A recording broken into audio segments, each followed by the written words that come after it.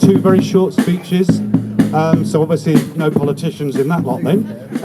No, and then we're going to do the BBC thing, and then we might get a bit more speechifying. So I'm going to ask Glenn Patterson to say a few words for us.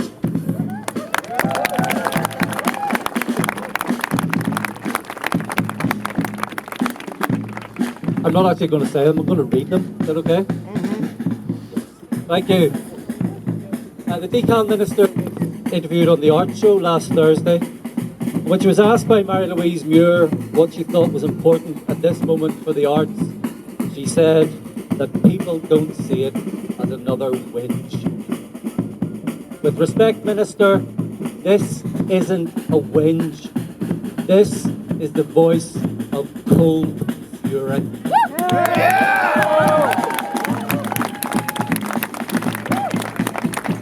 The decal cuts to the arts budget, cuts passed on to and borne by all of you, were not inevitable, or certainly the depth of those cuts was not inevitable. The cuts were and are ideological. They're as ideological as any Tory cut, and they're based on an idea of the arts as elitist and out of touch that the Minister has gone out of her way to promote.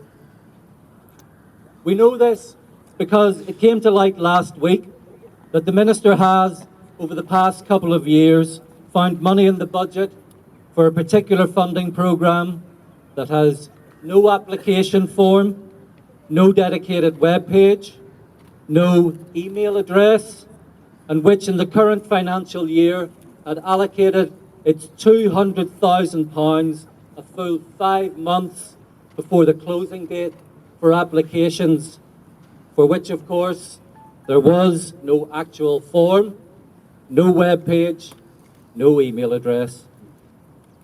And you know what? Nobody I know is saying that the organisations that did benefit did not need or deserve the money, because these are friends and colleagues.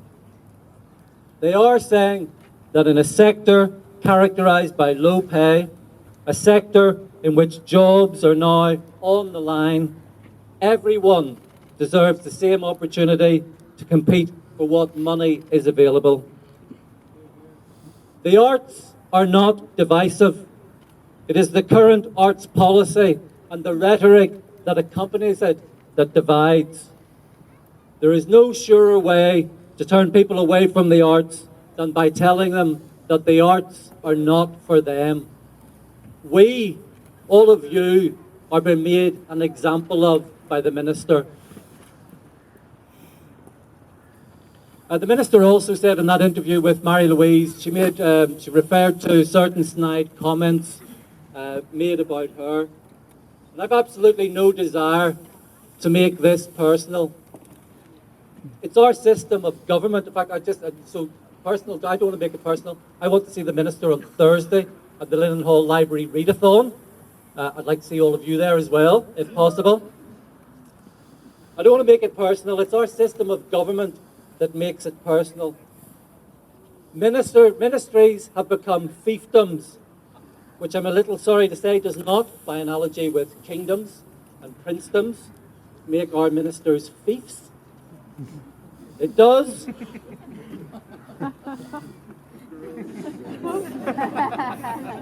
I love an audience.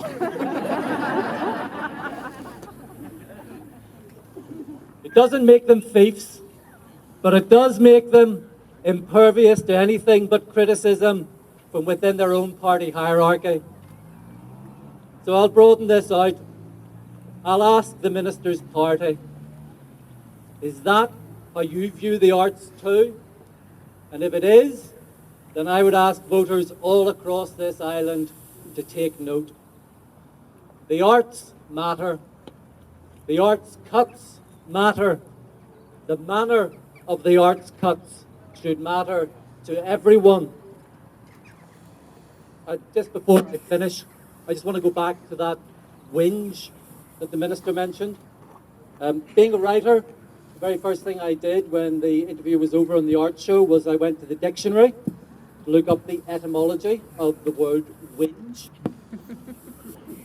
From late Old English, I'm sure quite a few of you know that, the word in Old English is whincian, and it means to whine, to grumble, or to grouch. And one word leading to another, it's the best definition I know for writing. A few minutes after reading the definition or the etymology of the word whinge, I found myself going from grouch to my favourite Marxist, Groucho Marx. And Groucho Marx, who said that politics is the art of looking for trouble, of finding it everywhere, diagnosing it incorrectly, and applying the wrong remedies.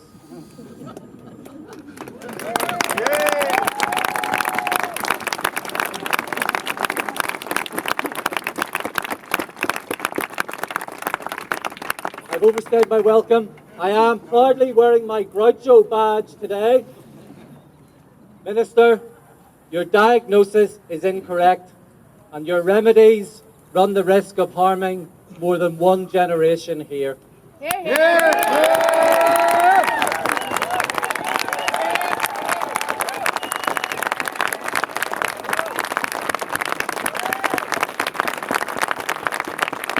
That was Glenn Patterson. Can you tell that he doesn't get funded? He spoke from the heart, and thank you, last minute, for stepping in. Talking of last minute, this was this is very unfair of me to ask, but I'm going to ask anyway. Paula McPetridge is going to say a few words about the arts and the cuts, maybe.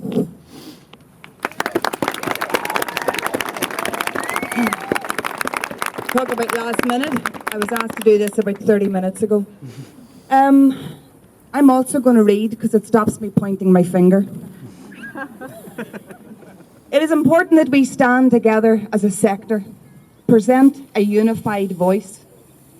We educate, heal, challenge, entertain, inspire and inform. We work within tourism, health, education, environment, social cohesion, economic regeneration. We have trained and developed our skills over many years. We are professionals. We are celebrated internationally. There's only a small percentage of us here today because a lot of our colleagues are creating family shows at Christmas.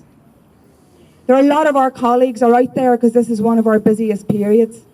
But we are here to stand together as a sector on behalf of all of the sector.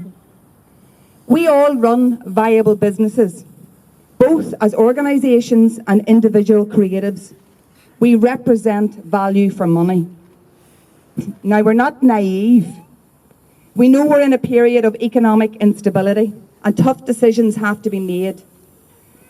But that is all the more reason for DCAL to work with us as arts experts and allow us to assist in coming up with a robust strategic plan.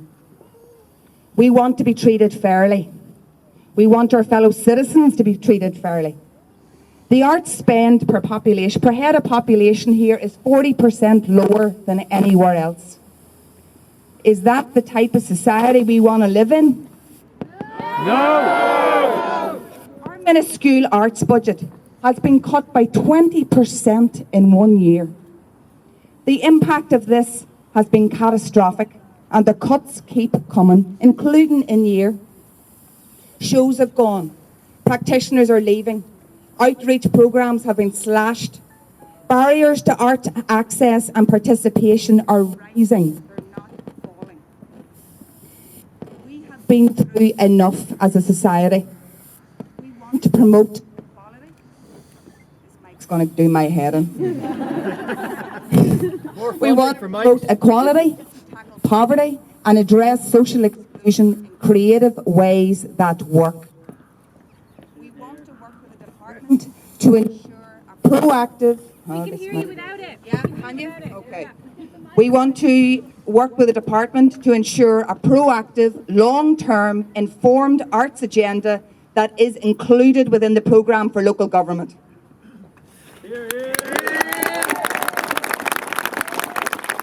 We do not want to get divided again by language within our sector. We do not want to get dragged into party politics. We want to ensure the arts are not eroded into nothingness. It is so difficult to keep fighting for arts investment, but our presence here today shows how important that fight is and how much it means to us. We believe in the cross-departmental power of our work because we have all seen it with our own eyes, and we have numerous forms of project evaluation that we can share to prove it. We believe access to quality arts engagement can change people's lives for the better.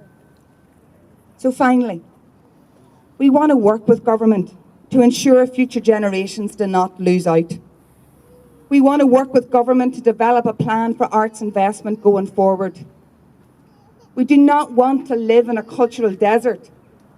We believe every citizen has the right to access to the arts. If they work with us, we can make this happen. Thank you. Thank you, Paula. Thank you. And thanks to Glenn. Will has gone to do the BBC interview, and there is going to be some music, I believe, somewhere. There's drums, there's more activity, and so we're going to make a noise and be a little bit more militant for another while. And then we're going to go and deliver our letter to the Minister, who might come and see us and may not. Basil, do you want to say a few words? Will told me I was to say a few words. Here, you're like the same height as me now. That doesn't happen. So, first of all, you're all very welcome. I have to tell you, I love the arts.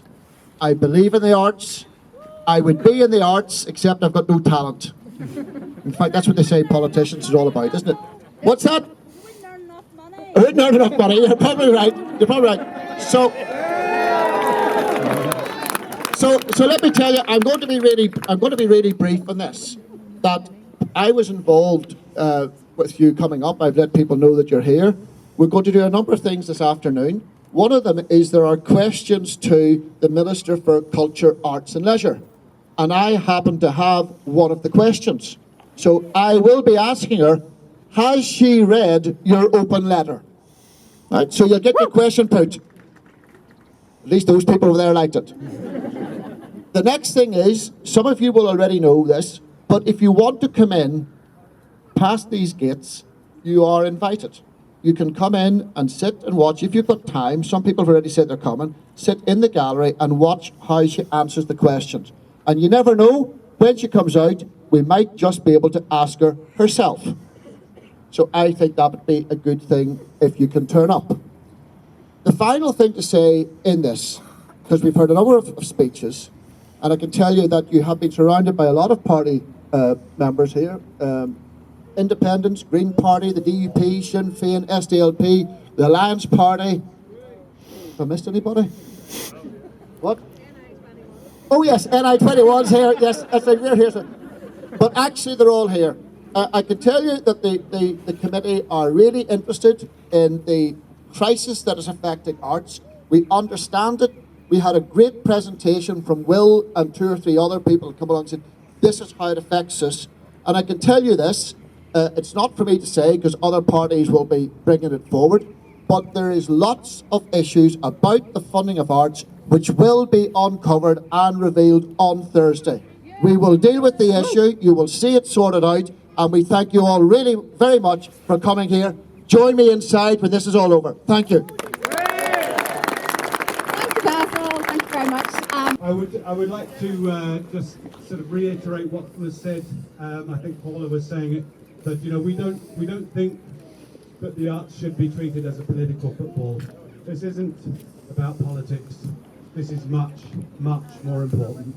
The fight will go on. I feel sure that we won't achieve everything that we set out to achieve today. So we're going to have to keep going. And when I say we, I mean all of us here, plus all of the people that we know who support the arts, who value the arts, who love the arts. And so keep looking at the Facebook, because that seems to be a good way to communicate. We will keep communicating with you. I'd like to thank Basil for facilitating quite a lot of things for us. And there's, I think 30 of us are going to go in and scrutinise the minister. I think that's the way. If there are more people who aren't on the list, then Basil can get a few more in. So we just need to let me know by 2 o'clock. And we have to queue up, and in your knives and guns on the way in. Listen, I also want to say to all of our other parties that turned up, and I know all of the parties did turn up at some point or another. We thank you for listening. We hope that you heard, because we're going to keep on saying it. Okay, thank you very much.